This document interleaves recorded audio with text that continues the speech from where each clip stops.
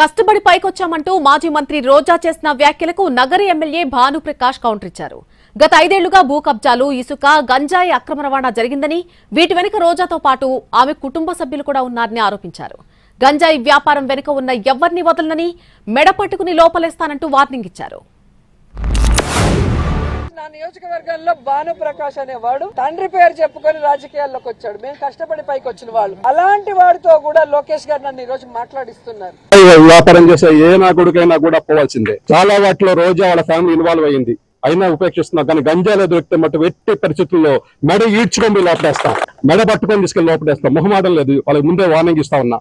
ఊరికే దొంగ అన్నట్టుగా అరిచేస్తే ఇక్కడ అంత అమాయకులు గాని పిచ్చివారు గాని ఎవరు లేరు. మీ కథ అందరికీ తెలుసు. మీరు చేస్తున్న అన్యాయాలు గాని, అక్రమాలు గాని, లూటీలు గాని, పంచుకొని తినడాన్ని గాని అవన్నీ మీరు చూశారు.